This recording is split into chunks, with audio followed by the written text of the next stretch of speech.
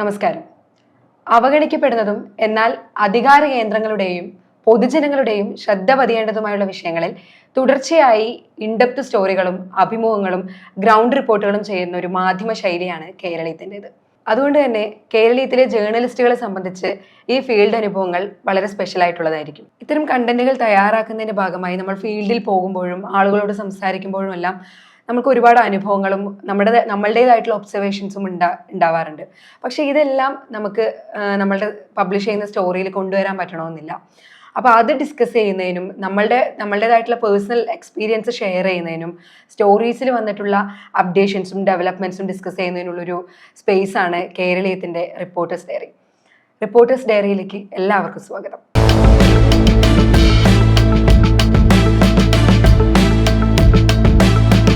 Reporters ഡയറിയിൽ ആദ്യം ശ്യാം പ്രസാദ് ചെയ്ത റഷ്യൻ കൂലിപ്പട്ടാളത്തിലേക്കുള്ള മനുഷ്യക്കടത്തിനെ പറ്റിയിട്ടുള്ള അന്വേഷണ പരമ്പരയെക്കുറിച്ച് സംസാരിച്ചു തുടങ്ങാം. എനിക്ക് തോന്നുന്നു മാധ്യമങ്ങൾ ഇപ്പോഴാണ് അതിനെ പറ്റിയിട്ട് കൂടുതലായിട്ട് സംസാരിക്കുന്നത്. പക്ഷേ ശ്യാം അതിന് മുന്നേ തന്നെ സ്റ്റോറി ഐഡന്റിഫൈ ചെയ്ത് അവരുടെ വീടുകളിൽ പോയി ാണ് ഈ സ്റ്റോറി ചെയ്തിട്ടുള്ളത്. അപ്പോൾ എങ്ങനെയാണ് ഈ സ്റ്റോറിയിലേക്ക് എത്തപ്പെട്ടത്? അത് എന്താണ് ആ സ്റ്റോറിയിലേക്ക് നയിച്ച കാരണം?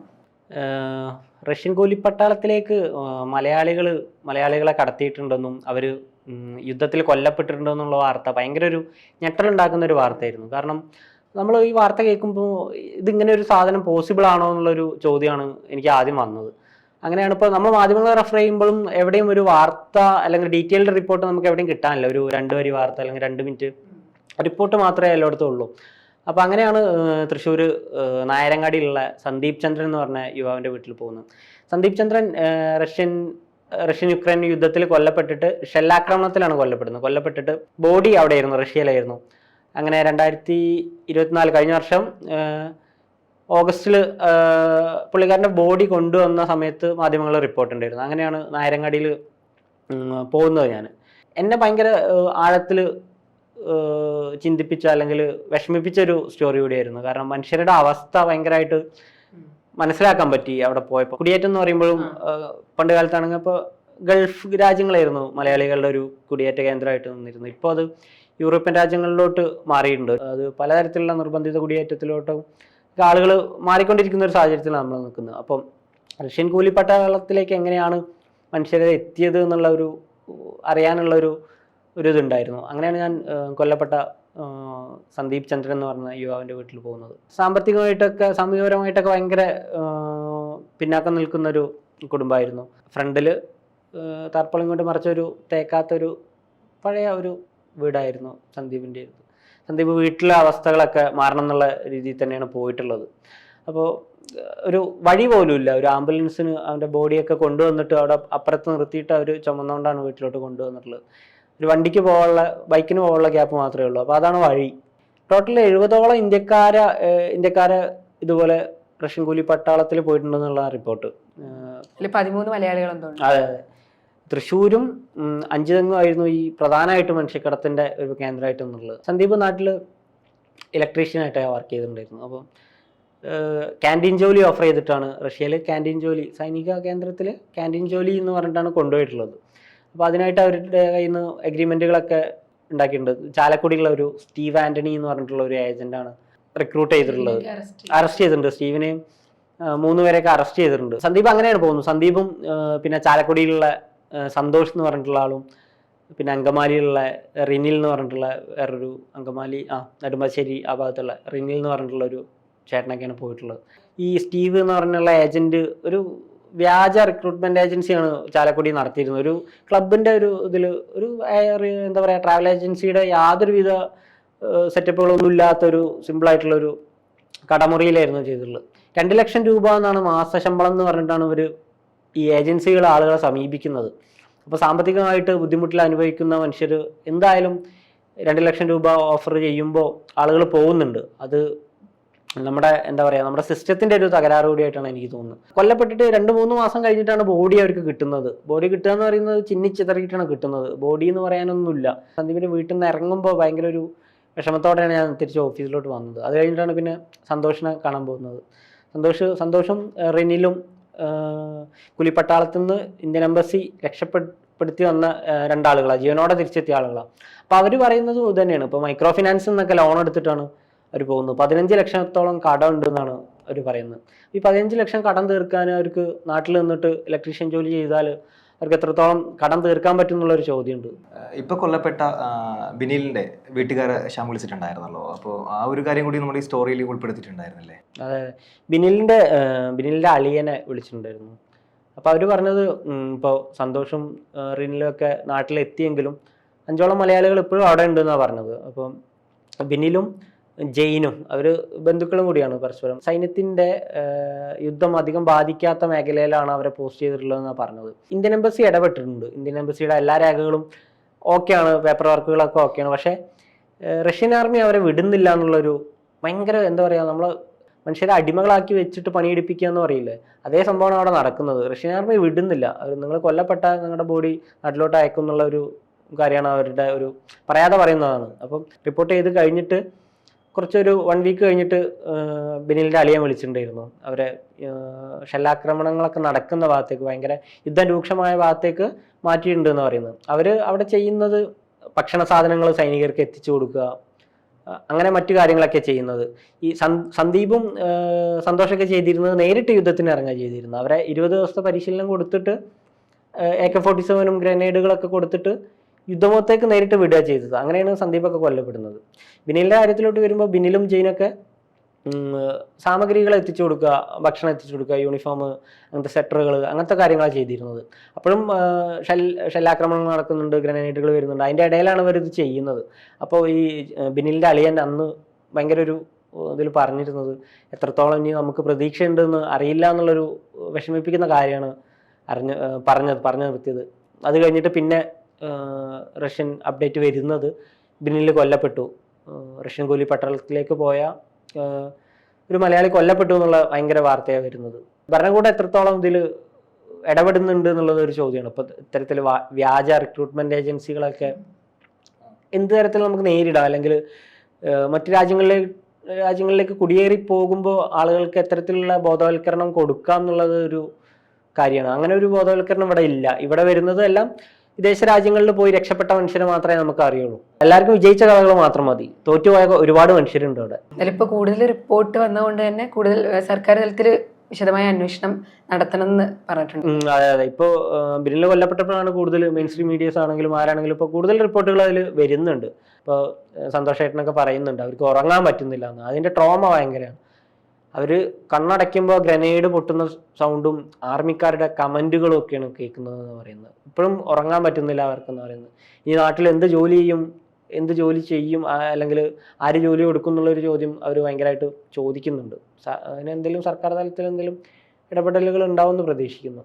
അതുപോലെ തന്നെ ഇപ്പോൾ റേസ് ചെയ്ത ഒരു പ്രധാനപ്പെട്ട ഒരു സ്റ്റോറി ആയിരുന്നു പെരിങ്ങാട് പുഴയായിട്ട് ബന്ധപ്പെട്ട സ്റ്റോറി.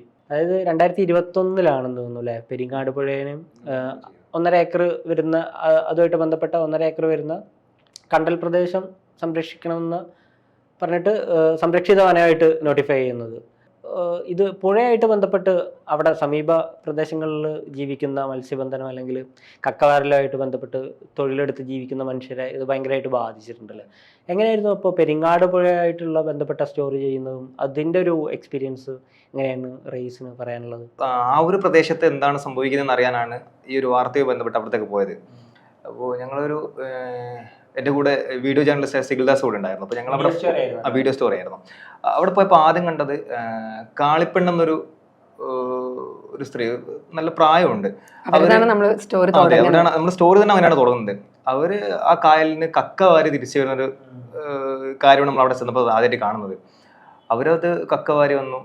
എന്നിട്ട് ഞങ്ങളുടെ കൂടെ ഉണ്ടായിരുന്ന കുറച്ച് പേര് അത് വാങ്ങുന്നൊക്കെ ഉണ്ട്. അപ്പൊ അവരുടെ ഒരു ഉപജീവന മാർഗം എന്ന് പറയുന്നത് ആ കായലാണ്. അവർക്ക് അതിന് അപ്പുറത്തോട്ടേക്ക് ഒരു ലോകം ഇല്ല. അവരുടെ സ്റ്റോറി എടുത്ത് പറയുന്നുണ്ട്, ഇതാണ് ഈ കായലാണ് ഞങ്ങളുടെ ലോകം എന്ന് പറഞ്ഞിട്ട് അവർ പറയുന്നത്. അപ്പൊ അങ്ങനെയുള്ളൊരു ആ ഒരു കായലിനെ, ഒരു പുഴയെ ആശ്രയിച്ച് ഈ മത്സ്യബന്ധനവും കക്കവാറിലും ഒക്കെ ആയിട്ട് ജീവിക്കുന്ന കുറച്ച് ആളുകളാണുള്ളത്. അവർക്ക് മറ്റൊരു പ്രശ്നം എന്ന് വെച്ചാൽ അവർക്ക് ഈ നോട്ടിഫിക്കേഷനെ കുറിച്ചോ അല്ലെങ്കിൽ വന നിയമങ്ങളെ കുറിച്ചൊന്നും ധാരണ പോലും ഇല്ലാത്ത കുറെ മനുഷ്യരാണ് അവിടെ ഉള്ളത്. അവര് ജീവിച്ചതും വളർന്നതും കണ്ടതും ഒക്കെ ആ പുഴയും പുഴയോട് ചേർന്നുള്ള കാര്യങ്ങൾ മാത്രമാണ്. അപ്പം അത്ര ആളുകളിലേക്കാണ് ഈ ഒരു നിയമം വരുന്നത്. ഇതിന്റെ മറ്റൊരു പ്രശ്നം എന്ന് പറയുന്നത് ഈ കണ്ടലുകളൊക്കെ ഇവര് തന്നെ നട്ടതാണ് എന്നതാണ് ഇതിന്റെ വേറൊരു കാര്യം. ഒരു കോളേജിന്റെ, സ്കൂളിന്റെ പ്രൊജക്ടിന്റെ ഭാഗമായിട്ടാണ് ഈ കണ്ടലുകൾ അവിടെ നട്ടു തുടങ്ങുന്നത്. അപ്പൊ പലരും പല രീതിയിലാണ് ഇത് കണ്ടിട്ടുണ്ടായിരുന്നത്. ഈ കായലും ഇവരുടെ വീടും തമ്മിൽ ഒരു അതിർത്തിയായിട്ട് ഒരു വേലി പോലെയൊക്കെ കണ്ടിൽ വെച്ച ആളുകളുണ്ട്. അത് വളരെ പെട്ടെന്ന് വളരുന്ന ഒരു സാധനം കൂടിയാണല്ലോ. അപ്പോൾ ആ രീതിയിൽ വെച്ചിട്ടുണ്ട്. അങ്ങനെ ഇവര് തന്നെ നട്ടു വളർത്തിയ കണ്ടലാണ് ഇവർക്ക് ഭീഷണിയായിട്ട് വരുന്നത്. മാത്രമല്ല അവരാരും കണ്ടല്ല നശിപ്പിക്കുക അല്ലെങ്കിൽ അതിനെ വെട്ടിക്കളയുക എന്നുള്ളൊരു മനോഭാവമുള്ള ആളുകളൊന്നും അല്ല. പക്ഷെ ഈ 2021 വനം വകുപ്പ് ഇങ്ങനെ ഒരു നോട്ടിഫിക്കേഷൻ വന്നതിന് പിന്നാലെയാണ് ഇവർക്ക് ഭീഷണിയാകുമോ അല്ലെങ്കിൽ ഞങ്ങളുടെ കിടപ്പാടം വരെ നഷ്ടപ്പെടാനുള്ള ഒരു കാരണമാകുമോ എന്നൊരു ഭയം ഉള്ളിൽ വന്നപ്പോഴാണ് ഇവർ ഇതിനെതിരെ പ്രവർത്തിക്കാൻ തുടങ്ങിയത്. അങ്ങനെ ഒരു കാര്യം നമ്മൾ അവിടെ ചെന്നപ്പോൾ മനസ്സിലാക്കാൻ പറ്റിയത്. മറ്റൊരു ഭീകരത എന്ന് പറയുന്നത്, അവിടെ പട്ടികജാതി വകുപ്പിൽ നിന്ന് പഠനമുറിക്ക് വേണ്ടി അപേക്ഷ കിട്ടിയ ഒരാളുണ്ടായിരുന്നു. അപ്പൊ ആ സഹോദരൻ പറഞ്ഞു ആദ്യത്തെ 2 ഗഡു അയാൾക്ക് കിട്ടി, 3ാമത്തെ ഗഡു അയാൾക്ക് കിട്ടുന്നില്ല. അന്വേഷിച്ചു പറഞ്ഞു ഇങ്ങനെ ഒരു വെരിഫിക്കേഷൻ കൂടി വേണം, ഇത് വനം വകുപ്പിന്റെ ഒരു സംരക്ഷിത ഏരിയ ആണ് എന്നൊരു കാര്യം ഉള്ളത് കൊണ്ട് 3ാമത്തെ ഗഡു അവിടെ എന്ത് ചെയ്തു, ബ്ലോക്ക് ചെയ്ത് വെച്ചൊരു കാര്യം അവർ പറഞ്ഞിട്ടുണ്ടായിരുന്നു. അവർ അങ്ങനെ വിഷമത്തോടെയാണ് കാര്യങ്ങൾ പറയുന്നത്. കാരണം 2 ഗഡു കിട്ടിയ ആ പ്രതീക്ഷയിൽ നിൽക്കുകയാണ്, പിന്നീട് പണം കിട്ടുന്നില്ല. നിരന്തരം പഞ്ചായത്തും ജില്ലാ പഞ്ചായത്തും കയറി ഇറങ്ങിയതിന് ശേഷമാണ് ഞങ്ങൾക്ക് ആ പൈസ കിട്ടിയത്. അവരെന്നെ പറയുന്നുണ്ട് ഞങ്ങൾക്ക് ഒരു തരുന്ന നോട്ടിഫിക്കേഷൻസ് പോലും വായിച്ച് മനസ്സിലാക്കാനുള്ള വിദ്യാഭ്യാസം ഞങ്ങൾക്കില്ല. അങ്ങനെയുള്ള ഞങ്ങൾ ഈ ഒരു പൈസ കൊണ്ട് ഇതിനും ഓരോ തൊഴിലടക്കം ഒഴിവാക്കിയിട്ട് ഇതിന്റെ പിന്നാലെ നടക്കുന്ന ഒരു അവസ്ഥയൊക്കെ ഉണ്ട്. അങ്ങനെയുള്ള ഒരു കാര്യത്തെ കുറിച്ച് പറഞ്ഞിട്ടുണ്ടായിരുന്നു. പിന്നെ യുവാക്കള് അവർ വളരെ സ്വപ്നം കണ്ട് ചെറിയൊരു വീടൊക്കെ വെച്ച ആളുകളാണ്. അവരുടെ ഒഴിവ് സമയങ്ങളിൽ കായലിൽ മീൻ പിടിക്കാൻ പോകുന്ന ആളുകളാണ്. പെട്ടെന്ന് അവരോട് വന്നിട്ട് അങ്ങോട്ട് പോകരുത് എന്ന് പറയാണ്. അതാണ് അവർ പറഞ്ഞത്, ഞങ്ങള് കളിച്ച് വളർന്ന ഒരു സ്ഥലം അല്ലെങ്കിൽ ഞങ്ങൾ ദിനം കാണുന്ന ഒരു സ്ഥലം, പെട്ടെന്നൊരു ദിവസം അവിടെ ഒരു ബോർഡ് വരികയാണ് ഇത് വനമേഖലയാണ്, കയറാൻ പാടില്ല എന്നുള്ള രീതിയിൽ. അങ്ങനെയുള്ള ഒരു അവസ്ഥയെ അവര് കുറച്ച് ഭയത്തോടു കൂടിയാണ് അവരന്ന് ഫേസ് ചെയ്തിട്ടുണ്ടായിരുന്നത്. മാത്രമല്ല അവിടുത്തെ വേറൊരു പ്രശ്നം, പുഴയിൽ ചെളി വന്നടിയുന്നുണ്ട്. അത് മാറ്റാൻ പറ്റത്തില്ല. കാരണം ഈ വനം വകുപ്പിന്റെ നിയമം വന്നതോടുകൂടി ചെളി മാറ്റാനാവുന്നില്ല. ചെളി മാറ്റാൻ പറ്റാത്തതോടുകൂടി ഈ ചെറിയ വള്ളങ്ങൾ അങ്ങോട്ട് പോകാൻ പറ്റാത്ത അവസ്ഥയായി, മീനുകൾ അവിടെ ഇല്ലാത്ത അവസ്ഥയാവുന്നു. ആ രീതിയിലേക്കുള്ള അവരുടെ കിടപ്പാടം പോകുന്നു, അവരുടെ തൊഴിലുകൾ നഷ്ടപ്പെടുന്നു. ആ ഒരു രീതിയിലേക്ക് ഈ വാർത്ത മാറുന്നുണ്ട്. ഒരുപക്ഷെ അത്തരം ഒരു വാർത്ത മാധ്യമങ്ങളിൽ വന്നിട്ടുണ്ടായിരുന്നില്ല. മാധ്യമങ്ങൾ വന്നത് മൊത്തം ഇതിന്റെ നോട്ടിഫിക്കേഷനുമായിട്ട് ബന്ധപ്പെട്ട കാര്യങ്ങൾ, അത്തരം കാര്യങ്ങൾ മാത്രമേ ചർച്ച ചെയ്തിട്ടുണ്ടായിരുന്നുള്ളൂ. മുല്ലശ്ശേരി പഞ്ചായത്ത് പ്രസിഡന്റ് മാത്രമേ നമുക്ക് കൃത്യമായിട്ടുള്ള ഒരു മറുപടി ഈ വിഷയത്തിൽ തന്നിട്ടുണ്ടായിരുന്നുള്ളൂ. അവരാണ് തുടക്കം മുതലേ ഇതിന് അവിടുത്തെ മനുഷ്യരുടെ കൂടെ നിന്നിട്ടുള്ളൂ. പാവറട്ടി പഞ്ചായത്തില് കോണ്ടാക്ട് ചെയ്തപ്പോൾ അവർ നിരന്തരം വിളിക്കാൻ ശ്രമിച്ചിട്ടുണ്ടായിരുന്നു, പക്ഷെ അവർ പ്രതികരണങ്ങളൊന്നും തന്നില്ല. പിന്നെ ഈ വനം വകുപ്പിൽ ഞങ്ങൾ വിളിച്ചപ്പോൾ ആദ്യം എടുത്ത ആൾ എന്നോട് പറഞ്ഞത് ഞാൻ ഇപ്പം ജോയിൻ ചെയ്തിട്ടേ ഉള്ളൂ, അപ്പോൾ എനിക്ക് വിഷയത്തെക്കുറിച്ച് നന്നായി പഠിക്കണം, എന്നിട്ട് മാത്രമേ സംസാരിക്കാനാവുള്ളൂ എന്ന് പറഞ്ഞിട്ട് നമ്മൾ സഹകരിക്കാത്തൊരു രീതിയായിരുന്നു നമ്മൾ കണ്ടിട്ടുണ്ടായിരുന്നത്. അത്ര ഒരു അനുഭവം കൂടി ഈ ഒരു റിപ്പോർട്ട് ചെയ്യുമ്പോൾ ഉണ്ടായിരുന്നു. എനിക്ക് തോന്നുന്നു ഇതേപോലെ ഒരു പ്രശ്നമാണ് കൊച്ചിയിലും കൊച്ചി നഗരസഭയോട് ചേർന്നിട്ടുള്ള താന്തോണിത്തുരുത്തിലും ഉണ്ടായിരുന്നത്. ഏതാണ്ട് 64ഓളം കുടുംബങ്ങൾ, 63 കുടുംബങ്ങൾ ആ ഒരു പ്രദേശത്താണ് ജീവിക്കുന്നത്. ഈ വേലിയേറ്റ വെള്ളപ്പൊക്കം അതൊരു പ്രകൃതി ദുരന്തമായിട്ട് പോലും കണ്ടിട്ടില്ല എന്നുള്ള ഒരു വസ്തുത മറ്റൊരു ഭാഗത്തുണ്ട്. അപ്പൊ ഈ ഒരു പ്രശ്നം, ഈ ഒരു ദുരന്തം കാരണം ബുദ്ധിമുട്ട് നേരിടുന്ന ഒരുപാട് ജനങ്ങൾ അവിടെ ഉണ്ട്. എനിക്ക് തോന്നുന്നു 2012 ബണ്ട് കെട്ടാനുള്ള അനുമതി വന്നിട്ടുണ്ടായിരുന്നു. പിന്നീട് അത് ഇതുവരെ നടന്നിട്ടില്ല. 25 പോലും നടക്കാതിരിക്കുകയും അതിനെതിരെ അവര് പ്രദേശവാസികൾ പ്രതിഷേധം നടത്തിയ ഒരു സാഹചര്യം ഉണ്ടായിരുന്നു. ജഡയുടെ ഓഫീസിൽ സമരം നടത്തിയിട്ടുണ്ടായിരുന്നു. ആ ഒരു സാഹചര്യത്തിലായിരുന്നു സ്നേഹ ആ ഒരു വാർത്ത റിപ്പോർട്ട് ചെയ്യാന്നുള്ളത്. ശരിക്കും പറഞ്ഞാൽ ഞാൻ ഇതുവരെ ഒരു തുരുത്തില് പോയിട്ട് തന്നെ ഇല്ല. അപ്പൊ ഞാൻ കൊച്ചിയിൽ ഒരു 6 മാസത്തോളം താമസിച്ചിട്ടുണ്ടെങ്കിലും ഒരു തുരുത്തിൽ ഇതുവരെ പോയിട്ടില്ല. അപ്പൊ അത് തന്നെ എനിക്ക് ആദ്യത്തെ എക്സ്പീരിയൻസ് ആയിരുന്നു എന്ന് പറയാം. നമ്മൾ ഇവിടുന്ന് പോകുമ്പോൾ ഹൈക്കോർട്ട് ജെട്ടിന്ന് അവിടുന്ന് ഈ കേരള സ്റ്റേറ്റ് വാട്ടർ ഡിപ്പാർട്ട്മെന്റിന്റെ ബോട്ട് ഉണ്ട്, അതിലാണ് നമ്മൾ പോവുക. അപ്പോൾ ഒരു 6 രൂപയൊക്കെ ഉള്ളൂ നമുക്ക് ഇവിടുന്ന് തുരുത്ത് വരെ പോകാൻ. ആദ്യം ഇവിടുന്ന് പോകുമ്പോൾ ആദ്യത്തെ തുരുത്താണ് താന്തോണി തുരുത്ത്. അത് കഴിഞ്ഞിട്ടാണ് കടമക്കുടി, കുറുങ്കോട്ട പോലുള്ള തുരുത്തുകളൊക്കെ. അപ്പോൾ ഞാൻ ജെട്ടിയിൽ ബോട്ട് ഇറങ്ങിയിട്ട് അവിടുത്തെ തുരുത്തിലേക്ക് പോകുന്ന ആ വഴിയുണ്ടല്ലോ, അപ്പോൾ അവർ റോഡാണെന്നാണ് അവർ പറയുന്നത്. പക്ഷേ യഥാർത്ഥത്തിൽ അതൊരു 50 ഡിഗ്രി ചരിവുള്ള ഒരു കോൺക്രീറ്റ് കട്ടാന്ന് വേണമെങ്കിൽ പറയാം. കാരണം അത് നമുക്ക് അതിലൂടെ നടക്കാൻ പേടിയാണ്. പക്ഷെ അതിൽ കൂടെയാണ് അവരെന്നും നടക്കുന്നതിന്. ഈ വീടുകളുടെ പ്രത്യേകത എന്താണെന്ന് വെച്ചാൽ അവരുടെ വീടിന്റെ സിറ്റ് ഔട്ട് നമുക്ക് കാണാൻ പറ്റും. പക്ഷെ വീടിന്റെ ബാക്ക് സൈഡ് ഉണ്ടല്ലോ, ബാക്ക് സൈഡ് ചെളിയിലേക്ക് പൂഴ്ന്നിരിക്കുകയായിരിക്കും. അപ്പൊ അവരത് കാണണം. അവരുടെ വീട് ഈ നിലയിലായിട്ട് വർഷങ്ങളായി. ഇതിനു വേണ്ടിയിട്ടാണ് അവരെന്നും എല്ലാ വർഷവും സമരം നടത്തിക്കൊണ്ടിരിക്കുന്നത്. പക്ഷെ അതിനൊരു പ്രതികരണവും സർക്കാർ തലത്തിൽ നിന്ന് ഉണ്ടാകുന്നില്ല എന്ന് വേണമെങ്കിൽ പറയാം. അവിടുത്തെ കുട്ടികളെ, സ്കൂൾ കുട്ടികളെ, ഒരു കുട്ടി നടന്നു വരുന്നുണ്ടായിരുന്നു. ഒരു കുട്ടി പോഞ്ഞിക്കര UP സ്കൂളിൽ പഠിക്കുന്ന കുട്ടിയാണ്. ആവണി എന്നാണ് കുട്ടിയുടെ പേര്. കുട്ടിയുടെ ബൈറ്റ് ഞാൻ എടുത്തിട്ടുണ്ട്. അപ്പോൾ കുട്ടി ക്രിസ്മസ് പരീക്ഷയ്ക്ക് പോവുകയാണ്. ഫുൾ യൂണിഫോം ഉണ്ട്, മറ്റേ എല്ലാം പാവാടയും ഷർട്ടും ഒക്കെ ഇട്ടിട്ടുണ്ട്. പക്ഷെ ചെരുപ്പിട്ടിട്ടില്ല.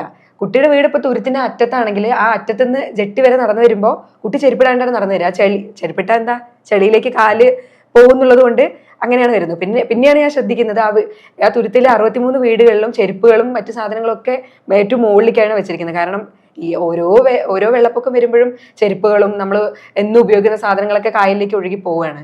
കുട്ടി നടന്ന് വന്ന് ബോട്ട് കെട്ടിയിലെത്തി ആ കായലിൽ കാല് കഴുകി എന്നിട്ട് ചെരുപ്പ് ഷൂ ഒക്കെ ഇട്ട്, ഷൂവും സോക്സ് ഒന്നും അവർക്ക് സ്കൂളിൽ പറഞ്ഞിട്ടുണ്ടെങ്കിലും അവർക്ക് അതൊന്നും ഇടാൻ അനുവാദമേ ഇല്ല.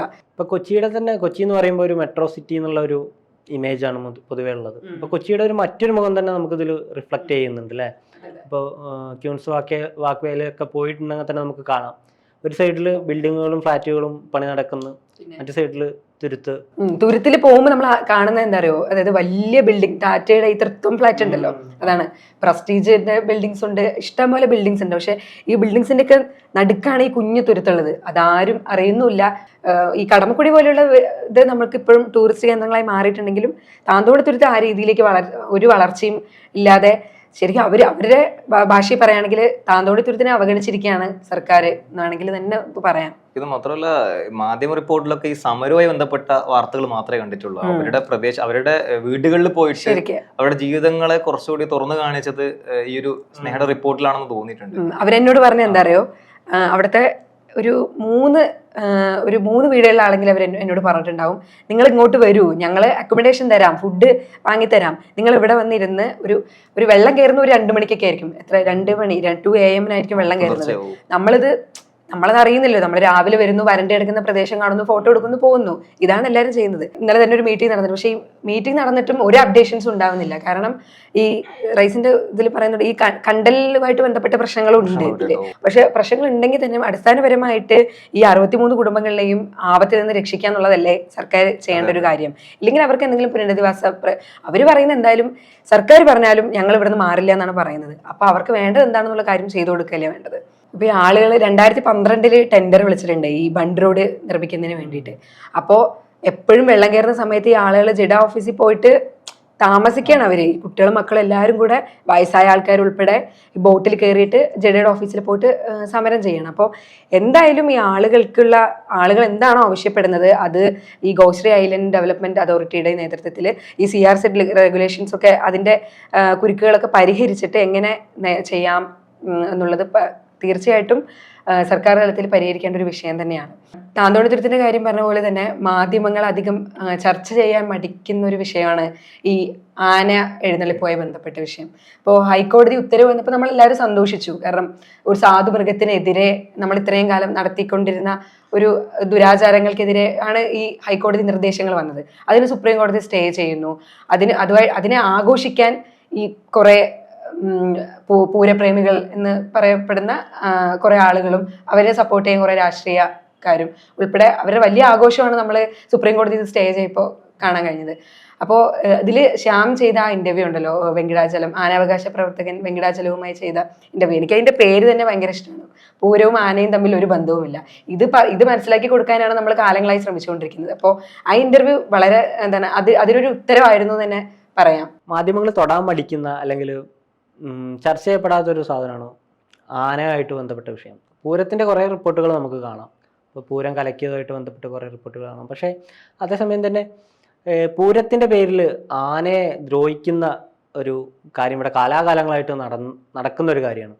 ഇപ്പോൾ ആനാവകാശ പ്രവർത്തകൻ വെങ്കിടാചലം സാറുമായിട്ട് സംസാരിച്ചത് എവിടെ ഉണ്ടാവില്ല. അധികം മാധ്യമങ്ങളാരും ഈ വെങ്കിടാചലം ആരാണെന്ന് പോലും നമുക്ക് മാധ്യമങ്ങൾ നോക്കിയാൽ കിട്ടില്ല. നമുക്ക് അതുവരെ നമ്മൾ ചിന്തിച്ചിരുന്ന കുറേ കാര്യങ്ങൾക്കൊരു ഐ ഓപ്പണർ കൂടിയായിരുന്നു ആ ഇൻ്റർവ്യൂ.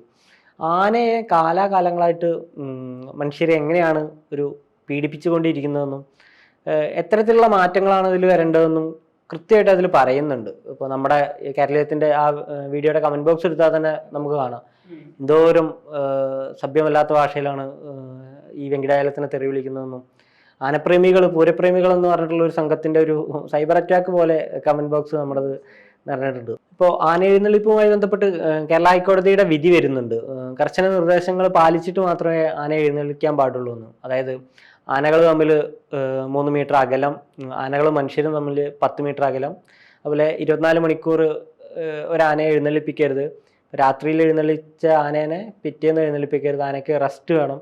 ഇങ്ങനെ ഏറ്റവും ബേസിക് ആയിട്ട് ചെയ്യേണ്ട ചില നിർദ്ദേശങ്ങൾ മാത്രമേ ഉള്ളൂ അതിൽ. പക്ഷേ ഈ പൂരപ്രേമികൾ എന്ന് പറയുന്ന ആൾക്കാർ അല്ലെങ്കിൽ ആനപ്രേമികൾ എന്ന് പറയുന്ന ആൾക്കാർ ദേവസ്വം ബോർഡുമായിട്ട് ചേർന്നിട്ട് ഇതിനെതിരെ സുപ്രീം കോടതിയിൽ പോകുന്നുണ്ട്. കപിൽ സിബലാണ് ദേവസ്വം ബോർഡിന് വേണ്ടിയിട്ട് വാദിക്കുന്നത്. കപിൽ സിബൽ പറയുന്നത് തൃശ്ശൂർ പൂരം കാലാകാലങ്ങളായിട്ട് നടക്കുന്ന ഒരു ആചാരമാണെന്നും ആനയായി ബന്ധപ്പെട്ട് അല്ലെങ്കിൽ ആന എഴുന്നള്ളിപ്പുമായി ബന്ധപ്പെട്ട് ഒരു തരത്തിലുള്ള ഒരു അനിഷ്ട സംഭവങ്ങളും തൃശ്ശൂർ പൂരമായിട്ട് അരങ്ങേറിയിട്ടില്ല എന്നാണ് പറയുന്നത്. അങ്ങനെ ഒരു എന്താ പറയുക, ഒരു നുണയാണ് അത്രയും മുതിർന്ന അഭിഭാഷകനായിട്ടുള്ള കപിൽ സിബലിനെ കൊണ്ട് ദേവസ്വം ബോർഡ് പറയിപ്പിക്കുന്നത് സുപ്രീം കോടതിയിൽ. അപ്പോൾ അതിനെ അത്തരത്തിലുള്ളൊരു നുണയെ വെങ്കടാചലൻ സാറ് അതിനെ എതിർക്കുന്നുണ്ട്. അത് അങ്ങനെയല്ല എന്നുള്ള തെളിവുകൾ സഹിതം പുള്ളി പറയുന്നുണ്ട്. ഒരു ഉത്സവം കഴിഞ്ഞാൽ പിറ്റേ ദിവസം തന്നെ ലോറിയിൽ കയറ്റിയിട്ട് അടുത്ത ഉത്സവത്തിന് എഴുന്നള്ളിപ്പിന് കൊണ്ടുപോകണം, അതും പൊരിവേലിത്ത് നിർത്തിയിട്ട് കൊണ്ടുപോകണം. അപ്പോൾ അതിനെ എങ്ങനെയാണ്, ഇത്തരത്തിലുള്ള മാറ്റങ്ങളാണ് പൂരത്തിലും ആന എഴുന്നള്ളിപ്പിലും വരുത്തേണ്ടതെന്നുള്ള ഒരു ഹൈക്കോടതി വിധി, ഒരു ന്യായമായിട്ടുള്ള ഒരു വിധി, അത് പാലിക്കപ്പെടേണ്ട ഒരു സാധനം കൂടിയാണ്. അത്തരത്തിലുള്ള ഒരു വിധി വന്നിട്ട് പോലും അതിനെ എതിർക്കുകയാണ് ഇവിടുത്തെ കക്ഷി രാഷ്ട്രീയ ഭേദമന്യേ എല്ലാവരും എതിർക്കുകയാണ് ചെയ്യുന്നുള്ളത്. പൂരപ്രേമികൾ എന്ന് പറഞ്ഞിട്ട് മാധ്യമങ്ങളും അതിന് കൂട്ടു നിൽക്കുകയാണ്. പൂരം ആശങ്കയിൽ പൂരം നടത്തുമോ ഇനി, അത് ഒരു വികാരം ഉണർത്തി വിടുക എന്ന് പറയുന്ന ഒരു സാധനം കൂടി മാധ്യമങ്ങൾ ചെയ്യുന്നുണ്ട്. മാത്രമല്ല ഈ അഭിമുഖത്തിന്റെ ഒരു പ്രസക്തി നിൽക്കുന്നത് ഇപ്പം കഴിഞ്ഞ ദിവസങ്ങളിൽ മലപ്പുറത്തൊരു നേർച്ചയുടെ ഭാഗമായിട്ട് ആന അടയുന്ന സംഭവം കൂടി ഉണ്ടായിരുന്നു. അതായത് ഈ ഒരു പ്രശ്നം തുടർക്കഥയായിക്കൊണ്ടിരിക്കുകയാണ്. പക്ഷെ ഇതുമായി ബന്ധപ്പെട്ട ആളുകൾ കാണുന്നില്ല, അല്ലെങ്കിൽ ഇതിനെ ആനയെ പൂരമായിട്ട് കണക്ട് ചെയ്ത് പറയുന്ന ആളുകൾ ഇത്തരം പ്രശ്നങ്ങൾ അഡ്രസ്സ് ചെയ്യപ്പെടാത്തൊരു പ്രശ്നം കൂടി ഉണ്ട്. അപ്പം നമ്മുടെ അഭിമുഖം ഇറങ്ങിയതിന് ശേഷം ഇങ്ങനൊരു സംഭവം കൂടി ഉണ്ടാകുമ്പോൾ ഇതിന്റെ പ്രസക്തി, അല്ലെങ്കിൽ ഇപ്പോഴും ഇതിന്റെ പ്രസക്തി നിലനിൽക്കുന്നുണ്ട് എന്നൊരു കാര്യം കൂടിയും സമൂഹത്തിലുണ്ട്. അതെ, ഇപ്പൊ ഞങ്ങളുടെ നാട്ടിലെ BP അങ്ങാടി, തിരൂര് പുതിയങ്ങാടി നേർച്ച, ഞാൻ നാട്ടിൽ പോയപ്പോഴാണ് അവിടെ ആനേനെ കൊണ്ടുപോകുന്നുണ്ട് തലേന്ന്. അപ്പോൾ പിറ്റേന്ന് നേർച്ച വരുന്നത്. പുതിയങ്ങാടി നേർച്ചയിൽ അനിയ എൻ്റെ അടുത്ത് ഇങ്ങനെ പറഞ്ഞു, ആനകൾ വരുന്നുണ്ട്, നമുക്ക് കാണാൻ പോകാന്നൊക്കെ പറഞ്ഞു. അപ്പോൾ ഞാൻ പറഞ്ഞു ഇല്ല, ആന എന്താ ഇടയും എന്ന് പറഞ്ഞു. അപ്പോൾ ആ ഇന്റർവ്യൂവിൽ പുള്ളി പറയുന്നുണ്ട് ആന എന്തായാലും ഇടയുന്നു. അപ്പം ഞാനത് അനിയനോട് പറയുന്നുണ്ട് ആന ഇടയുന്നു. പിറ്റേന്ന് പത്രത്തിൽ വാർത്ത ആന അടഞ്ഞു, പുതിയങ്ങാടി നേർച്ചക്ക് ആന അടഞ്ഞു, ഒരാളെ ആ വീഡിയോ ഒക്കെ നമ്മൾ കണ്ടിട്ടുണ്ടാവും, ചുഴറ്റി എറിയുന്നൊക്കെ, മരിച്ചു. ഭയങ്കര ഒരു ഇതായിരുന്നു അത്. പിന്നെ അഭിമുഖത്തിൽ പറയാത്ത അല്ലെങ്കിൽ കട്ട് ചെയ്ത് പോയ കുറേ കാര്യങ്ങളുണ്ട്. അതൊക്കെ ഉൾപ്പെടുത്തിയിരുന്ന ഒരു ടൈം ലിമിറ്റിൽ ഉള്ളതുകൊണ്ട് മാത്രം ഉൾപ്പെടുത്താതെ പോയ കുറേ കാര്യങ്ങളുണ്ടായിരുന്നു. അപ്പോൾ അതും കൂടി ഉൾപ്പെടുത്തണം, അല്ലെങ്കിൽ ഇനിയിപ്പോൾ പൂരങ്ങൾ വരുമ്പോൾ അതുമായിട്ട് ബന്ധപ്പെട്ട എന്തെങ്കിലും ഒരു ഫോളോ അപ്പ് സ്റ്റോറി കൂടി ചെയ്യണം എന്ന് വിചാരിക്കുന്നുണ്ട്. ഇത്തരത്തിൽ ഇപ്പോൾ മാധ്യമങ്ങൾ എടുത്താൽ, പത്രമാധ്യമങ്ങളായിക്കോട്ടെ അല്ലെങ്കിൽ ചാനലുകൾ എടുത്താലും നമ്മൾ ഏറ്റവും കൂടുതൽ കാണുന്ന ഒരു പരസ്യമായിരിക്കും മലബാർ ഗോൾഡിൻ്റെ പരസ്യം. മലബാർ ഗോൾഡിൻ്റെ പരസ്യം ഫ്രണ്ട് പേജിലും അല്ലെങ്കിൽ എല്ലാത്തിലും നമ്മൾ കാണുന്നുണ്ട്. ഓണത്തിനായാലും എല്ലാത്തിനും ഒരു സീസണലായിട്ട് പരസ്യം ഇറക്കുന്നുണ്ട്, എല്ലാം ഇറക്കുന്നുണ്ട്. അതേസമയം മലബാർ ഡെവലപ്പേഴ്സ് നടത്തുന്ന ഒരു പ്രകൃതിനെ ചൂഷണം ചെയ്യുന്ന ഒരു സ്റ്റോറി റേസ് ചെയ്ത് അരിയോറമലയിൽ മലബാർ ഡെവലപ്പേഴ്സിൻ്റെ നിർമ്മാണ പ്രവർത്തനങ്ങൾ വഴി എങ്ങനെയാണ് ഇപ്പോൾ കല്ലായിപ്പുഴയുടെ ഉത്ഭവമാണ് അരിയോറമലയിൽ നിന്ന് വരുന്നത്. അപ്പോൾ അത്തരത്തിൽ മലബാർ ഡെവലപ്പേഴ്സിൻ്റെ പ്രവർത്തനങ്ങൾ അരിയോറമലയായിട്ട് ബന്ധപ്പെട്ട് അവിടുത്തെ ജനവിഭാഗങ്ങളെയും പ്രകൃതിനെയും എങ്ങനെയാണ് ബാധിക്കുന്നതെന്ന് ചെയ്ത് അത് നല്ലൊരു സ്റ്റോറി ആയിരുന്നു. അത് വേറെ എവിടെയും നമുക്ക് കാണാൻ കിട്ടില്ല അങ്ങനത്തെ ഒരു സ്റ്റോറി. ഭയങ്കര ഒരു, ഞാൻ കാണുമ്പോൾ തന്നെ നമുക്ക് മലബാർ ഗോൾഡിൽ നിന്ന് അടിച്ചാൽ പോലും അല്ലെങ്കിൽ മലബാർ ഡെവലപ്പേഴ്സ് നിന്ന് അടിച്ചാൽ പോലും അവരുടെ പരസ്യം ഇതല്ലാതെ ഇതിനെപ്പറ്റി ആരും ചെയ്തിട്ടില്ല. അവരുടെ മനുഷ്യരുടെ അവിടുത്തെ അരിയോറമലയിൽ ജീവിക്കുന്ന അതുമായിട്ട് ബന്ധപ്പെട്ട മനുഷ്യരുടെ ജീവിതാവസ്ഥയൊന്നും എവിടെയും കാണാനില്ല. എങ്ങനെയായിരുന്നു അത്തരത്തിലൊരു സ്റ്റോറിയിലോട്ട് എത്തിയത്? എങ്ങനെയായിരുന്നു അത്? ഒരു സ്റ്റോറിയിൽ എത്തിപ്പെട്ടത് അരിയോറമല, നരിയോറമല രണ്ടുപേരാണ് അത് അറിയപ്പെടുന്നത്. അവരുടെ സംരക്ഷണ സമിതിയുടെ ഒരു സമരത്തിൻ്റെ ഒരു പോസ്റ്റർ ഷെയർ ചെയ്ത് വന്നപ്പോഴാണ് നമ്മൾ ഈ ഒരു സാധനം ശ്രദ്ധിക്കുന്നത്. അപ്പോൾ ഇതുമായി ബന്ധപ്പെട്ട് ഇങ്ങനൊരു പ്രശ്നം അവരുടെ അഡ്രസ്സ് ചെയ്തിട്ടുണ്ട്, ഒരു സമരം നടക്കുന്നുണ്ട് എന്ന് പറഞ്ഞപ്പോൾ സ്വാഭാവികമായിട്ട് നമ്മളതിൻ്റെ മറ്റ് ന്യൂസുകളെ കുറിച്ച് അറിയാൻ വേണ്ടി ഒന്ന് ഗൂഗിൾ ചെയ്ത് നോക്കി. എവിടെയും ഇതുമായി ബന്ധപ്പെട്ട് ഒന്നും കാണുന്നില്ല. അരിയോറമലയിൽ ഇങ്ങനത്തെ ഒരു പ്രശ്നം നടക്കുന്നതായിട്ട് കാണുന്നില്ല. നേരെ മറിച്ച് അവരുടെ മലബാർ ഡെവലപ്പേഴ്സിൻ്റെ മൗണ്ടാൻ എസ്റ്റേറ്റ്, അതാണ് ആ സ്ഥലം. ഇത് സ്ഥലം വരുന്നത് കോഴിക്കോട് കുന്നമംഗലം പെരുവയൽ പഞ്ചായത്ത് അടുത്തുള്ള ഈ രണ്ട് പഞ്ചായത്തുകൾ അതിർത്തി പങ്കിടുന്ന ഒരു മലയിലാണ് ഈ ഒരു ബിൽഡിങ്ങുകളൊക്കെ ഉയർന്നുകൊണ്ടിരിക്കുന്നത്. അപ്പോൾ ഈ നമ്മൾ സെർച്ച് ചെയ്യുമ്പോൾ കാണുന്നത് ഈ ഒരു കാര്യമാണ്, ഈ മൗണ്ടാൻ എസ്റ്റേറ്റിൻ്റെ വ്യൂ, അതായത് ഇതിൻ്റെ ഹെലികോപ്റ്റർ ഷോട്ടുകൾ, അങ്ങനെ ഭയങ്കര ഇതിനെ കാണിച്ചുള്ള സാധനങ്ങൾ. മാത്രമല്ല റിപ്പോർട്ടുകൾ നോക്കുമ്പോൾ വളരെ എക്കോ ഫ്രണ്ട്ലിയിലാണ് ഈ ഒരു ബിൽഡിങ്ങുകളൊക്കെ ഉണ്ടാക്കിയിട്ടുള്ളത് എന്നൊക്കെ പറഞ്ഞിട്ടുള്ള പല പല ന്യൂസ് റിപ്പോർട്ടുകൾ, ഈവൻ നാഷണൽ മീഡിയാസ് വരെ അതിനെ ആ രീതിയിൽ കൈകാര്യം ചെയ്തിട്ടുള്ള റിപ്പോർട്ടുകൾ കണ്ടുകൊണ്ടിരുന്നത്. അപ്പോൾ ഈ ഒരു കാര്യവും ഈ ഒരു സമരവും വന്നപ്പോഴാണ് നമ്മൾ ഈ ഒരു ഗ്രൗണ്ടിൽ പോയിട്ട് അവിടെ പോയിട്ട് എന്താണ് ഇവിടെ സംഭവിക്കുന്നത് എന്നുള്ളത് അറിയാൻ പോയത്. കൂടെ വീഡിയോ ജേർണലിസ്റ്റ് സിഗിൽ ഉണ്ടായിരുന്നു. കാരണം ഇതൊരു ബുദ്ധിമുട്ടെന്ന് പറയുന്നത് നമുക്ക് അവിടെ കയറി എടുക്കാനാവത്തില്ല. അപ്പോൾ ഞങ്ങൾ അതിനോട് സമാനമായി നിൽക്കുന്ന മറ്റൊരു മലയിൽ കയറിയിട്ടാണ് അതിൻ്റെ വിഷ്വൽസ് ഒക്കെ എടുക്കുന്നത്. അപ്പോഴും അവിടെ പണി നടക്കുന്നുണ്ടായിരുന്നു. ഏതാണ്ട് പകുതിയിലേറെ ബിൽഡിങ്ങുകൾ അവിടെ ഉയർന്നു കഴിഞ്ഞു. ഇവിടെ മലബാർ ഗോൾഡിന്റെ ഹെഡ് ഓഫീസ് ഉൾപ്പെടെ അവരുടെ വീട്, മറ്റ് അപ്പാർട്ട്മെന്റുകൾ, വില്ലകൾ, അങ്ങനെ പല രീതിയിലുള്ള കാര്യങ്ങൾ ഉയർന്നു കഴിഞ്ഞു. ഇതിനൊക്കെ ഫോട്ടോ ഇവരുടെ വെബ്സൈറ്റിൽ അവൈലബിൾ ആണ്. അതാണ് വേറൊരു കാര്യം. അവിടെ എന്തൊക്കെയാണ് അവർ പണി നടത്തിക്കൊണ്ടിരിക്കുന്ന കാര്യങ്ങൾ കൃത്യമായിട്ട് അവർ അവരുടെ സൈറ്റുകൾ അപ്ലോഡ് ചെയ്യുന്നുണ്ട്. അത് കണ്ടിട്ട് പോലും ഒരു മലയെ ഇല്ലാതാക്കുന്ന കാര്യത്തെ ഒരു മാധ്യമങ്ങളും അഡ്രസ്സ് ചെയ്യുന്നില്ല എന്നുള്ള കാര്യമാണ്. ഇപ്പൊ ഞങ്ങൾ അവിടെ പോയപ്പോഴാണ് കല്ലായിപ്പുഴയുടെ ഉത്ഭവം എന്ന് പറയുന്നത് ഇവിടെ വരുന്ന ഈ മലയുടെ താഴ്വാരങ്ങളിൽ നിന്നാണ് മനസ്സിലാകുന്നത്. ഏതാണ്ട് 18 നീർച്ചോലകളുണ്ട്, അതിൽ നിന്നാണ് കല്ലായിപ്പുഴ പോലും ഉണ്ടാകുന്നത്. അപ്പൊ കല്ലായിപ്പുഴക്ക് വരെ ഭീഷണിയാവുന്ന രീതിയിലാണ് ഇതിന്റെ നിർമ്മാണം എന്നുള്ള കാര്യം നമ്മൾ അവിടെ എത്തിയപ്പോഴാണ് മനസ്സിലാകുന്നത്. അതുപോലും ആരും അഡ്രസ്സ് ചെയ്യാതെ പോകുന്നു എന്നുള്ളൊരു പ്രശ്നം ഈ ഒരു വാർത്തയിലുണ്ട്. രണ്ടാമത് അതിന് പ്രദേശത്ത് ജീവിക്കുന്ന കുറേ മനുഷ്യർ, അവർ പറയുന്നത് വേനൽക്കാലത്ത് പോലും പറ്റാത്ത കിണറുകൾ ഉണ്ടായിരുന്നു അവിടെ. അങ്ങനത്തെ കിണറുകളിൽ വെള്ളം വറ്റിപ്പോയി. കാരണം അവിടെ വലിയ രീതിയിലുള്ള കുഴൽക്കിണറുകളാണ്. കാരണം നമുക്കറിയാം, ഒരു ബിൽഡിംഗ് വരുമ്പോൾ അല്ലെങ്കിൽ ഇത്ര വലിയൊരു കോർപ്പറേറ്റിന്റെ വ്യത്യസ്ത സ്ഥാപനങ്ങളുടെ സ്ഥലത്ത് വരുമ്പോൾ ഉണ്ടാകുന്ന സ്വാഭാവികമായിട്ടുള്ള കാര്യങ്ങളെ കുറിച്ച് നമുക്ക് എല്ലാവർക്കും ബോധമുണ്ട്. അപ്പൊ ഇത്ര ഒരു കാര്യം വരുമ്പോൾ ഒരു മലയിലെ ജലസമ്പത്തിനെ, അതായത് ജൈവസമ്പത്തിനൊക്കെ ഇല്ലാതാക്കി കളയുന്നൊരു കാര്യം അവിടെ കൃത്യമായിട്ട് നടക്കുന്നുണ്ട്. നമുക്കത് കാണാനും പറ്റുന്ന കാര്യങ്ങളാണ്. പക്ഷെ എന്നിട്ട് പോലും ആരും അതിനെ അഡ്രസ്സ് ചെയ്യപ്പെടാതെ നിൽക്കുക. ഒരു കാര്യം, ഈ ഒരു പരസ്യത്തിന്റെ നമുക്കറിയാം, ജാക്കറ്റ് പേജുകൾ പോലും മലബാർ ഗോൾഡിന്റെ ജാക്കറ്റ് പേജുകളാണ് ഉള്ളത്. ഞങ്ങൾ അവിടുത്തെ ഒരു പ്രദേശവാസിയെ കണ്ടു.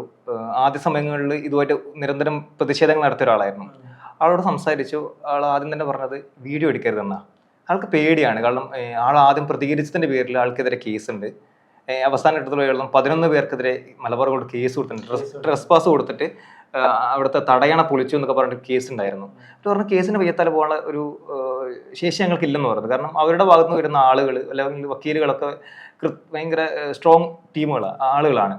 അപ്പോൾ ആ രീതിയിൽ നോക്കുമ്പോൾ ഇതിനെ നേരിടാൻ പോലും കഴിയാത്ത കുറേ ജനങ്ങളാണ് അവിടെ ഉള്ളത്. അപ്പോൾ അവർക്ക് പേടി, അവരുടെ മുഖം കാണുന്ന രീതിയിൽ സംസാരിക്കാൻ പോലും പേടി. ഞാൻ പല രീതിയിൽ അപ്രോച്ച് ചെയ്യാൻ നോക്കി. ബൈറ്റ്, അവിടെ സംസാരം മാത്രമേ ഞങ്ങളത് കൊടുക്കത്തുള്ളൂ, അങ്ങനെ സംസാരിക്കാൻ പറ്റൂ എന്നൊക്കെ അതുപോലെ അവർക്ക് പേടിയാണ്. ആ രീതിയിൽ ആളുകൾ ഭയപ്പെട്ടിരിക്കുന്ന ഒരു സാഹചര്യം കൂടി അവിടെ കാണാനുണ്ട്. അവിടുത്തെ പണികൾ നടക്കുന്ന സമയത്ത് വീടുകളിൽ വിള്ളൽ വന്നു. അതൊക്കെ ഞങ്ങൾ കാണിച്ചു തരാണ് ആൾ. ഇതൊക്കെയാണ് അവിടെ സംഭവിച്ചുകൊണ്ടിരിക്കുന്നത്. പക്ഷേ ഞങ്ങൾ തുറന്നു പറയാൻ ഞങ്ങൾക്ക് ഭയമാണെന്നുള്ള കാര്യം അവർ പറയുന്നുണ്ട്. ഇതിൻ്റെ സമരസമിതി എന്ന ഒരു സംഘടനയുണ്ട്, ഈ അരിയോറമല സംരക്ഷണ സമിതി. ഇവരാണ് നമ്മുടെ കാര്യങ്ങളൊക്കെ തുറന്ന് ബൈറ്റായിട്ട് തന്നിട്ടുള്ളത്. പിന്നെ വളരെ ചുരുക്കം 2-3 വീടുകൾ ഈ ഒരു കാര്യം തുറന്നു പറയുന്നുണ്ട്. മറ്റൊരു സ്ഥലത്ത് പോയി നോക്കുമ്പോൾ ഇതേപോലെ മതിൽ മൊത്തം ഇടിഞ്ഞു കിടക്കുകയാണ്. അവർക്കും സംസാരിക്കാൻ പേടി. ഇവർ പറഞ്ഞാൽ ഞങ്ങൾ കുറേ കാലം പറയാൻ നോക്കി, പക്ഷേ ആരൊന്നും കൃത്യമായിട്ടുള്ളൊരു നടപടി ഇതിൻ്റെ മേലെ സ്വീകരിക്കുന്നില്ല, അങ്ങനത്തെ ഒരു പ്രശ്നമുണ്ടെന്ന് പറയുന്നത്. ഇവൻ അവിടുത്തെ വാർഡ് മെമ്പർ ആണെങ്കിൽ പോലും പഞ്ചായത്താണെങ്കിൽ പോലും ജനങ്ങൾക്കെതിരാണെന്നാണ് ഇവരുടെ ഒരു സമരസമിതിയുടെ ഒരു വാദമുള്ളത്. ഞങ്ങൾ പഞ്ചായത്തിൽ സംസാരിച്ചപ്പോൾ മനസ്സിലാക്കിയ ഒരു സാധനം, പ്രശ്നങ്ങളുണ്ടെങ്കിൽ ഞങ്ങൾ പരിശോധിക്കാം, പരിഗണിക്കാം, അല്ലെങ്കിൽ അതിൻ്റെ എന്താണ് നടപടികൾ സ്വീകരിക്കാം എന്നതാണ് അവരിപ്പോഴും പറഞ്ഞുകൊണ്ടിരിക്കുന്നത്. ഈ ഇത്രയും പ്രശ്നങ്ങളെ ചൂണ്ടിക്കാണിച്ചുകൊണ്ട് ഇവർ കൊടുത്തിട്ടുള്ള ഒരു റിപ്പോർട്ടുകൾ പോലും വേണ്ട വിധത്തിൽ പരിശോധന നടത്തുകയോ നടപടികൾ എടുത്തിട്ടില്ല എന്നുള്ളൊരു തെളിവായിരുന്നു അവരുടെ ആ വാദം എന്നാണ് എനിക്ക് മനസ്സിലാക്കാൻ വെച്ചത്. അവിടെ പണി ദിവസവും നടന്നുകൊണ്ടിരിക്കുകയാണ്. ആദ്യകാലങ്ങളിൽ ദിവസവും പണിയായിരുന്നു, രാത്രി വരെ അവിടെ വലിയ ശബ്ദത്തോടു കൂടി പണികൾ നടക്കുന്നുണ്ടായിരുന്നു. ഇപ്പോൾ അത് കുറച്ച് കുറഞ്ഞു. നേരെ മറിച്ച് എന്നാലും ഓരോ ദിവസങ്ങളും പല പല ഏരിയകൾ പണി നടന്നുകൊണ്ടിരിക്കുന്നുണ്ട്. ഒരു പ്രകൃതി ദുരന്തം ഉണ്ടായിക്കൂടാന്ന് പറയാൻ പറ്റില്ല നമുക്ക്, അല്ലേ? ഭാവിയിൽ എന്താണെന്ന് ഒരു സൈഡ് എന്ന് പറയുന്നത് അവിടെ ഒരു ഭൂമിടിഞ്ഞ് കുഴി എന്ന് പറഞ്ഞ ഏരിയ ഉണ്ട്. അത് പണ്ട് കാലത്ത് ഭൂമി ആ ഒരു മലയുടെ ഒരു ഭാഗം ഇടിഞ്ഞിട്ടാണ് ആ ഭാഗം ഉണ്ടായതെന്നാണ് പറയപ്പെടുന്നത്. നമ്മൾ ആ വീഡിയോയിൽ നമ്മൾ ആ കൃത്യമായ സ്ഥലം കാണിക്കുന്നുണ്ട്. ആ ഭാഗത്ത് പോലും പണി നടന്നുകൊണ്ടിരിക്കുകയാണ്. അവിടെ വ്യത്യസ്തങ്ങളായ കെട്ടിടങ്ങൾ ഉണ്ടായിക്കൊണ്ടിരിക്കുകയാണ്. അതായത് ഇപ്പോൾ പ്രതികരിക്കുന്ന നാട്ടുകാർക്കെതിരെ അല്ലെങ്കിൽ സമീപ പ്രദേശവാസികൾക്കെതിരെ കേസുമായിട്ട് മുന്നോട്ട് പോവുക, മാധ്യമങ്ങൾക്ക് പരസ്യം കൊടുക്കുക, ഈ ഒരു സ്ട്രാറ്റജിയാണ് അവർ ഇതാക്കുന്നത്. തീർച്ചയായിട്ടും അവർ സംസാരിക്കില്ല എന്നുള്ള കാര്യമുണ്ട്. അതിൻ്റെ ഒരു വലിയ ഉദാഹരണമാണ് നമ്മൾ ഈ ഒരു കേസ്. ഇവർ സമരം നടത്തിയ സമയത്ത് പെരുവൽ പഞ്ചായത്തിന് മുമ്പിലായിരുന്നു ഇവർ സമരം നടത്തിയിട്ടുണ്ടായിരുന്നത്. അന്നൊരു അവിടുത്തെ ഒരു പ്രാദേശിക ചാനൽ ഈ ഒരു സമരത്തെ ടെലികാസ്റ്റ് ചെയ്തിട്ടുണ്ടായിരുന്നു. പിന്നീട് ഞങ്ങൾ റെഫറൻസിൻ്റെ ആവശ്യത്തിന് വേണ്ടിയിട്ട് ആ സമരവുമായി ബന്ധപ്പെട്ട വീഡിയോകൾ നോക്കുമ്പോൾ ആ വീഡിയോ യൂട്യൂബിൽ കാണുന്നില്ല. അതായത് ആ ഒരു ലൈവിൻ്റെ അകത്ത് ആ ഒരു പോർഷൻ മാത്രം കാണാതെ ഇരിക്കുന്ന ഒരു അവസ്ഥ ഉണ്ടായിട്ടുണ്ട്. അപ്പോൾ അത്തരത്തിലേക്ക് ഇടപെടലുകൾ നടന്നിട്ടുണ്ട്. അതായത് അവർക്കെതിരെ സംസാരിക്കാൻ ആരും വേണ്ട എന്നുള്ളൊരു സാധനമുണ്ട്. അതുപോലെ സ്നേഹ ചെയ്ത മറ്റൊരു പ്രധാനപ്പെട്ട ഒരു വാർത്തയായിരുന്നു തൊഴിലുറപ്പ് പദ്ധതിയിലെ തൊഴിലാളികൾ നേരിടുന്ന പ്രശ്നങ്ങളെ സംബന്ധിച്ചിട്ടുള്ള ഒരുപാട് ആളുകൾ ഇപ്പോൾ കൃത്യമായി കൂലി ഇല്ലാത്തതിൻ്റെ പ്രശ്നം, അല്ലെങ്കിൽ തൊഴിൽ ദിനങ്ങൾ കുറഞ്ഞു പോകുന്ന പ്രശ്നം, ഇത്തരത്തിലുള്ള ഒരുപാട് പ്രശ്നങ്ങളെ ചൂണ്ടിക്കാണിച്ച് ഈ പദ്ധതിയിലെ തൊഴിലാളികളുടെ സമരം നടത്തിയിരുന്നു. ആ സമരത്തിന്റെ ഭാഗമായിട്ടാണ് ഈ ഒരു വാർത്തയിലേക്ക് കടന്നതെന്ന് തോന്നുന്നു. ഞാൻ പുത്തൂര് പഞ്ചായത്തിലാണ്, തൃശ്ശൂരിനുള്ള പുത്തൂര് പഞ്ചായത്തിൽ തൊഴിലാളികളുടെ നേതൃത്വത്തിലുള്ള ഒരു സമരത്തിലാണ്. അതിൽ പങ്കെടുക്കാൻ വേണ്ടിയിട്ടാണ് പോയത്. അപ്പോൾ അവിടെ പോയപ്പോൾ വന്നിരിക്കുന്നവർ മുഴുവനും വയസ്സായ സ്ത്രീകളാണ്. നമുക്ക് തോന്നും ഇവരാണോ അവിടെ ജോലി ചെയ്യുന്നതെന്നൊക്കെ ശരിക്കും നമുക്ക് തോന്നും. കാരണം എല്ലാവർക്കും വയ്യ. എല്ലാവരും വന്നവരും ഒരു 99% പേര് സ്ത്രീകളായിരുന്നു. അവരെല്ലാവരും 60 വയസ്സിന് മുകളിലുള്ള, അല്ലെങ്കിൽ അവരെ കണ്ടു കഴിഞ്ഞാൽ നമുക്ക് വയ്യെന്ന് തോന്നും, അങ്ങനെയുള്ള ആൾക്കാരായിരുന്നു വന്നിട്ടുണ്ടായിരുന്നത്. ഒരു ആപ്പിൻ്റെ പ്രശ്നം പറയുന്നുണ്ട്. അതായത് NMMS എന്ന് പറഞ്ഞിട്ടൊരു ആപ്പുണ്ട്. ഈ ആപ്പിലാണ് നമ്മൾ ഈ തൊഴിലാളികളുടെ ഐഡന്റിറ്റി ആണെങ്കിലും, പിന്നെ അവർ തൊഴിൽ ചെയ്തോ എന്നുള്ള അവരുടെ അറ്റൻഡൻസ് ആണെങ്കിലും രേഖപ്പെടുത്തുന്നത് ഈ NMMS എന്ന് പറഞ്ഞൊരു ആപ്പിലാണ്. അതെ, സിസ്റ്റം. അതിന്റെ ആ ആപ്പിലാണ് ഈ മേറ്റുകൾ, അതായത് ഈ തൊഴിലുറപ്പ് പണി നിയന്ത്രിക്കുന്ന അല്ലെങ്കിൽ അത് സൂപ്പർവൈസ് ചെയ്യുന്നവരെയാണ് മേറ്റുകൾ എന്ന് പറയുന്നത്. ഞാനൊരു 4 മേറ്റുകളോടെങ്കിലും സംസാരിച്ചിട്ടുണ്ടാവും. അപ്പൊ അവര് പറയുന്നത് എന്താ വെച്ചാൽ, ഈ എല്ലാവരും വന്നിരിക്കുന്നവരെല്ലാവരും വയസ്സായ സ്ത്രീകളാണ്. ഇവർ തന്നെയാണ് ജോലി ചെയ്യുന്നത്. അപ്പൊ ഇവരെ കൊണ്ടൊരു ആദ്യം ഒരു കുന്ന് വൃത്തിയാക്കി എന്ന് വെച്ച് കഴിഞ്ഞാൽ അവിടെ നിന്ന് നമ്മൾ തൊഴിൽ തുടങ്ങുന്നതിന് മുന്നേ അവിടെ ഫോട്ടോ എടുത്ത് നമ്മൾ ഈ NMMS അപ്ലോഡ് ചെയ്യും. എന്നിട്ട് നമ്മൾ താഴെ ഇറങ്ങി വരികയാണ് താഴത്തെ ഭാഗം വൃത്തിയാക്കാൻ വേണ്ടിയിട്ട്. എന്നിട്ട് ഇതും വൃത്തിയാക്കി കഴിഞ്ഞ് നമ്മൾ വൈകുന്നേരം ഈ കുന്നിന്റെ പുറത്ത് തന്നെ ആദ്യം കയറി പോകണം നമുക്ക്. അതായത് ഇത് ചെയ്യുന്നത് ഈ 60-70 വയസ്സായ ആൾക്കാരാണ്. 80 വയസ്സുള്ളവർ വരെ ഉണ്ട്. അവരെ വരെ ഞാൻ കണ്ടിരുന്നു. അപ്പൊ അവർക്ക് ചിലപ്പോൾ ഈ താഴ്ന്ന് തന്നെ അവരുടെ വീട്ടിലേക്ക് പോകാൻ പറ്റുമായിരിക്കും. പക്ഷെ ഈ ഫോട്ടോ എടുക്കണം എന്നുള്ള കാര്യമുള്ളത് കൊണ്ട് NMMS അപ്ലോഡ് ചെയ്താലേ കൂലി കിട്ടൂ. അതാണ് പ്രശ്നം. ഇപ്പോൾ ഈ കൂലി കിട്ടണം, അത് അപ്ലോഡ് ചെയ്യണം എന്നുള്ളത് കൊണ്ട് ഇവര് നേരെ വീണ്ടും കുന്നിലേക്ക് കയറി പോകണം, സ്ഥലത്തേക്ക് പോവാണ്. അതല്ല, അവിടെ നിന്നൊരു നിശ്ചിത അളവിൽ ഒരു കുറച്ച് സർക്കിൾ പോലും മാറിക്കഴിഞ്ഞാൽ അപ്ലോഡിങ് നടക്കില്ല. ഒരു മേറ്റ് എനിക്ക് കാണിച്ചു തരികയാണ്. അവര് എന്താണ്, മോളെ ഇത് നോക്ക്, ഈ NMMS അവർ മൊബൈൽ എടുത്തിട്ട് എനിക്ക് കാണിച്ചു തരാണ്. അതായത് എന്താണോ കാണിക്കുന്നത്, ഈ ഒരു ചുറ്റളവിൽ നിന്ന് മാറിപ്പോയി കഴിഞ്ഞാൽ അപ്ലോഡ് ചെയ്യാൻ നടക്കില്ല, അവർക്ക് കൂലിയും കിട്ടില്ല. കൂലി കിട്ടില്ല എന്ന് വെച്ചാൽ പിന്നെ കൊടുക്കില്ല. അപ്ലോഡ് ചെയ്തതിന് ശേഷം മാത്രമേ നമ്മൾ സൈറ്റ് വിടാൻ പാടുള്ളൂ. പിന്നെ അവർക്കൊരു 65 വയസ്സൊക്കെ ഉണ്ടാവും. അവർക്ക് ശരിക്കും നടക്കാൻ പോലും വയ്യ. ചിന്നമ്പ ചാക്കോ എന്ന് പറഞ്ഞിട്ട് എൻ്റെ ആർട്ടിക്കിളിൽ ആദ്യം ഞാൻ അവരുടെ ബൈറ്റാണ് വെച്ചിരിക്കുന്നത്. അവർ പറയുന്നത് അവർക്ക് മരുന്ന് വാങ്ങണം, അവർക്ക് വീട്ടിൽ മക്കളുണ്ട് നോക്കുകയാണെങ്കിൽ പോലും അവർക്ക് സ്വന്തം കാര്യം ചെയ്യണം, മരുന്ന് വാങ്ങണം എന്നുണ്ടെങ്കിൽ ഈ ജോലി കൊണ്ടേ സാധിക്കുള്ളൂ എന്നുള്ളതാണ്. പ്രത്യേകിച്ച് കേരളത്തിലാണ് ഈ തൊഴിലുറപ്പ് പദ്ധതിയിൽ രജിസ്റ്റർ ചെയ്തവരിൽ സ്ത്രീകളുടെ എണ്ണമാണെങ്കിലും തൊഴിലാളികളുടെ എണ്ണമാണെങ്കിലും കൂടുതൽ കേരളത്തിലാണുള്ളത്. പക്ഷെ എന്തുകൊണ്ട് ഇവർക്കൊരു പ്രശ്നം വരുന്നു എന്ന് പറയുമ്പോൾ എന്തുകൊണ്ട് അത് സർക്കാർ തലത്തിൽ ഒരു അന്വേഷണം നടത്തി എന്തുകൊണ്ട് അത് പരിഹരിക്കപ്പെടുന്നില്ല എന്നുള്ളതൊരു വലിയ ചോദ്യമാണ്. ഇപ്പോഴും അതിൽ തീരുമാനം ഉണ്ടായിട്ടില്ല എന്നാണ് ഞാൻ മനസ്സിലാക്കിയിട്ടുള്ളത്. അതുപോലെ തന്നെ തൊഴിൽ ദിനങ്ങൾ കുറയുകയാണെന്ന് പറയുന്നതിന്റെ കാരണങ്ങൾ ഇവരെ കൊണ്ട് നമ്മളിപ്പോൾ നമ്മുടെ നാട്ടിലൊക്കെ ആണെങ്കിൽ ചെയ്യുന്നത് അവർ പുല്ല് ചൊത്തുന്നു, കയ്യാല കെട്ടുന്നു, മറ്റു സ്ഥലങ്ങൾ വൃത്തിയാക്കുന്നു, അങ്ങനെയല്ലേ ചെയ്യുന്നുള്ളൂ. പക്ഷെ ഒരു തൊഴിലാളി നേതാവ്, ഒരു സംഘടനയുടെ നേതാവ് എന്നോട് പറഞ്ഞത് അവരുടെ തൊഴിൽ ദിനങ്ങൾ വർദ്ധിപ്പിക്കാൻ വേണ്ടിയിട്ട് കൂടുതൽ മേഖലകളിലേക്ക് എങ്ങനെ ഈ തൊഴിലുറപ്പ് പണിനെ മാറ്റാം. അതെ, അതിൽ തന്നെ ലൈഫ് മിഷന്റെ കാര്യം പോലും അവരെന്നോട് പറഞ്ഞിരുന്നു. ഇപ്പൊ ലൈഫ് മിഷനിൽ ഒരു വീട് കെട്ടുമ്പോൾ നമുക്ക് കയ്യാളായിട്ട് നിന്നാൽ മതിയല്ലോ. അവരെ കൊണ്ട് കയ്യാളായിട്ട് നിന്ന് ഈ കല്ലുകടത്തിൽ പോലുള്ള ജോലികൾ വേണമെങ്കിൽ അവർക്ക് ചെയ്യാം. അതുപോലെ കിണർ കുഴിക്കൽ തന്നെ വിജയകരമായി പൂർത്തീകരിച്ചിട്ടുണ്ട്. പിന്നെ ആട്ടിൻകൂട് നിർമ്മാണം, അതുപോലുള്ള തൊഴിലുകളിലേക്ക് കൂടി ഇത് വ്യാപിപ്പിച്ചു കഴിഞ്ഞാൽ തീർച്ചയായിട്ടും തൊഴിൽ ദിനങ്ങൾ കുറവ് എന്നുള്ളൊരു ആശങ്ക പരിഹരിക്കാൻ പറ്റും എന്നുള്ളതാണ്. തൊഴിലുറപ്പ് പദ്ധതി സ്വകാര്യ മേഖലകളിലേക്ക് വ്യാപിപ്പിച്ചപ്പോൾ അതിന്റെ ബെനിഫിറ്റ് കാർഷിക മേഖലയ്ക്ക് നല്ലോണം ഉണ്ടായിട്ടുണ്ടെന്ന് പറയാം. അപ്പൊ അത്തരത്തിൽ നമ്മുടെ കാർഷിക മേഖലയ്ക്ക് വലിയ രീതിയിൽ സംഭാവന ചെയ്യുന്ന ഒരു തൊഴിൽ എന്ന നിലയിൽ തൊഴിലുറപ്പ് പദ്ധതിയെ അങ്ങനെ തളരാൻ വേണ്ടി അനുവദിക്കരുത്. അവരുടെ ആശങ്കകൾ എന്താണോ എന്നുള്ളത് പഠിച്ച് കൃത്യമായി അത് പരിഹരിക്കുക തന്നെ വേണം. അപ്പൊ അത് റിപ്പോർട്ട് ചെയ്യുന്നില്ല എന്ന് കണ്ടപ്പോഴാണ്, അല്ലെങ്കിൽ അത് റിപ്പോർട്ട് ചെയ്യണം എന്ന് തോന്നിയപ്പോഴാണ് ഞാൻ ഡീറ്റെയിൽ ആയിട്ട് തന്നെ അവരുടെ സൈറ്റുകളിലേക്ക് പോയി, അവരുടെ സമരവേദികളിലേക്ക് പോയി മേറ്റുകളോടും തൊഴിലാളികളോടും സംസാരിച്ച് റിപ്പോർട്ട് ചെയ്യണമെന്ന് എനിക്ക് തോന്നിയത്. തീർച്ചയായിട്ടും ഇപ്പോൾ ഇത്തരത്തിൽ സർക്കാരിൻ്റെ ഇടപെടലുകൾ ഉണ്ടാവേണ്ട നിരവധി വിഷയങ്ങളിൽ നമ്മൾ റിപ്പോർട്ട് ചെയ്തിട്ടുണ്ട്. അത്തരത്തിൽ നമ്മുടെ ഒരു പേഴ്സണൽ എക്സ്പീരിയൻസ് കൂടിയാണ് നമ്മളിവിടെ ഷെയർ ചെയ്തത്. ഇത്തരത്തിൽ ഇനിയും കൂടുതൽ റിപ്പോർട്ടുകളും അതുമായി ബന്ധപ്പെട്ട വിഷയങ്ങളായിട്ട് നമുക്ക് വീണ്ടും റിപ്പോർട്ടേഴ്സ് ഡയറിയിൽ ഇരിക്കാമെന്ന് പ്രതീക്ഷിക്കുന്നു. നന്ദി. കാണാം.